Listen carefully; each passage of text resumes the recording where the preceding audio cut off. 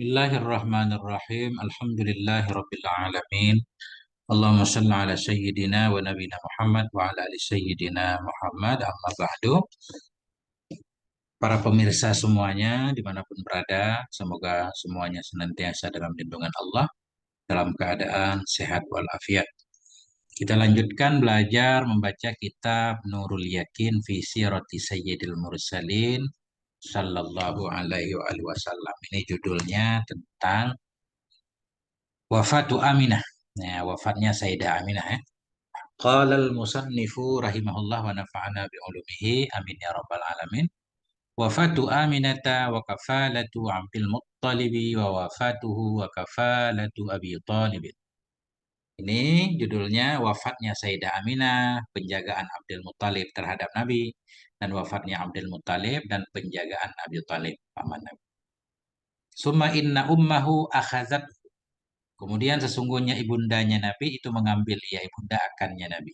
Ini lanjutan dari kisah sebelumnya, di mana ketika Sayyidina Rasulullah berada di Bani Sa'idah bersama Bunda Halimatus Sa'diyah, terjadi kejadian besar ya, pembelahan dada. Ketika itu Sayyidah Halimah jadi khawatir.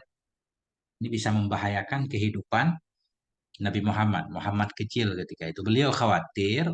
Akhirnya beliau berinisiatif untuk mengantarkan Nabi ke Mekah. Beliau kembalikan kepada ibunda. Nah, ini lanjutannya. Summa inna ummahu. Kemudian sesungguhnya ibundanya Nabi itu akhazathu mengambil oleh ibunda akannya Nabi. Watawajjahat bihi ilal Madinah dan menghadap ianya ibunda dengannya Nabi ke Madinah. Ibunda bersama Nabi juga Ummu Aiman berangkat menuju ke kota Madinah. Ketika itu belum bernama Madinah tapi kota Yasrib. Tujuan beliau apa? Li ziarati akhwali abihi. Untuk menjenguk atau mengunjungi akhwal atau paman-paman dari bapaknya Nabi. Paman dari bapaknya Nabi dari pihak ibu. Jadi khal itu paman dari pihak ibu. Jadi Abdul Muthalib punya istri, kan? Orang Yasrib. Nah, karena Abdullah kan bin Abdul Muthalib. Jadi saudara eh, apa namanya? Bapak Nabi punya banyak paman, artinya di saudara ibu beliau ya di Madinah. Nah, disebut khal. Kalau paman di pihak bapak namanya am ya. Untuk menjenguk paman-paman dari bapaknya Nabi yaitu Bani Adib, Bani Najjar. Wa bainama hiya aidatun adrakatha munyatuha fit tariq. Dan manakala bermula dianya ibunda itu yang kembali mendapati akannya ibunda oleh kematiannya ibunda di jalan. Selesai berziarah ke Madinah, kemudian beliau kembali dalam perjalanan di suatu tempat beliau sakit. Ibunda Nabi sakit kemudian meninggal. Famatat bil abwa'i maka meninggal ya, ianya ibunda Nabi di Abwa. Di Abwa ini tiga ini Qaryatun baina Makkah wal Madinah, satu daerah, satu desa yang berada di antara Mekah dan Madinah. Wahia aqrabu ilal Madinah dan desa itu lebih dekat ke Madinah. Nah, jadi nggak mungkin zaman dulu kalau meninggal dibawa pulang kan? Ya. Fahadhanathu Ummu Aiman. Ketika ibunda Nabi sudah nggak ada, maka menjaga akannya Nabi oleh Ummu Aiman. Jadi hadhanah ini menjaga, mengurus ya. Mengurus akannya Nabi oleh Ummu Aiman. Wa kaffalahu jadduhu Abdul Muttalib dan menanggung akannya Nabi oleh kakeknya Nabi yaitu Abdul Muttalib. Kafala ini menanggung biaya. Biaya kehidupan Nabi ketika itu ditanggung oleh kakek Nabi yaitu Abdul Muttalib. Wa raqqalahu riqqatun lam tu'had lahu fi waladih. Dan lembut ianya kakek. Ianya Abdul Muthalib baginya Nabi akan sebagai kelembutan yang belum pernah dimaklumkan akan dia nyarikah kelembutan baginya Nabi baginya Abdul Muthalib fi waladihi pada anak-anaknya Abdul Muthalib. Artinya raqqalahu riqqah. Sayang, lembut ianya Abdul Muthalib baginya Nabi akan satu kelembutan. Jadi Abdul Muthalib ini sangat sayang sekali kepada Nabi, perhatian. Di mana perhatian beliau yang seperti itu belum pernah terlihat terhadap anak-anak beliau. Karena Abdul Muthalib kan punya banyak anak, enggak. Ini ke cucu beliau, beliau sangat sayang sekali. Kenapa alasannya beliau sangat sayang? Lima kana yadharu alaihi mimma yadullu ala anna lahu sya'nan adhiman fil mustaqbal. Karena yang ada ianya itu zahir di atasnya Nabi. Karena yang ada ianya itu zahir ianya di atasnya Nabi. Apa itu mimma yadullu? Dari perkara-perkara yang menunjukkan ia kepada bahwa sungguh baginya Nabi itu sya'nan azim, punya persoalan yang agung yang besar fil mustakbal di masa depan. Nah, jadi Abdul Muthalib sebagai seorang tokoh yang sudah sangat berpengalaman, beliau semacam bisa melihat ya ciri-ciri dari diri Nabi bahwa Nabi ini akan menjadi sosok besar di kemudian hari. Nah, karena itu beliau sangat sayang dan cinta kepada Nabi, menjaganya dengan baik kan, dengan harapan di masa depan akan jadi sosok yang berpengaruh. Wa kana yukrimuhu ghayatal ikram. Dan ada yang Abdul Muthalib itu memuliakan akannya Nabi ghayatal ikram, akan puncak memuliakan. Beliau benar-benar memuliakan Nabi. Walakin lam yalbas Abdul Muttalibi an tufiya ba'da samani sanawatin min umrir rasuli sallallahu alaihi wasallam.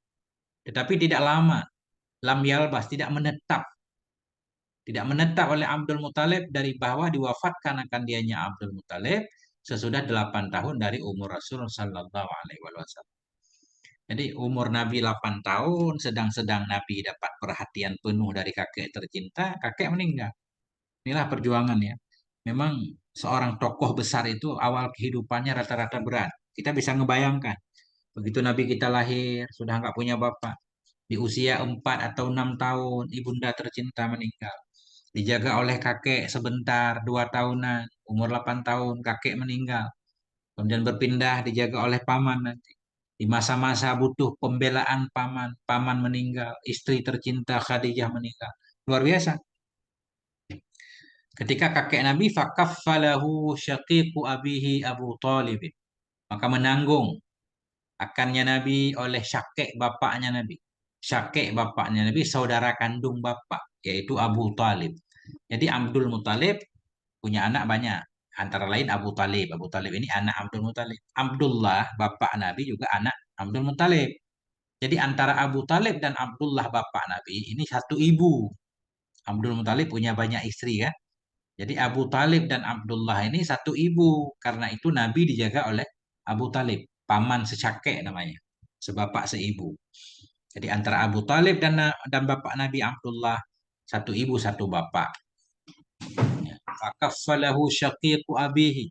Maka menanggung akannya Nabi oleh syakek bapaknya Nabi yaitu Abu Talib. Fakana lahu rahiman. Maka ada ianya Abu Talib baginya Nabi itu yang sangat menyayangi. Wa alaihi ghayuran. Maka ada ianya Abu Talib baginya Nabi itu yang penyayang. Wa alaihi di atasnya Nabi itu ghayuran, cemburu. Maksud cemburu beliau nggak mau ada siapapun yang mengganggu Nabi. Nabi selalu diutamakan kan. Karena Nabi itu anak yang berbeda dari kecilnya udah sangat sopan, santun, luar biasa, nggak rebutan makanan. Jadi menyebabkan orang-orang tua yang melihat Nabi senang. Wa kana Abu Talibin muqillan minal mal. Dan adalah Abu Talib ini muqillan. Beliau itu orang yang sedikit dari hartanya. Beliau termasuk orang orang fakir, miskin, anaknya banyak. Ya, muqillan, fakiran. Muqillan artinya fakiran. Abu Talib ini seorang yang fakir dari harta. Fabarakallahu lahu fi qalilih. Maka memberkahi oleh Allah baginya Abu Talib dalam kekurangannya.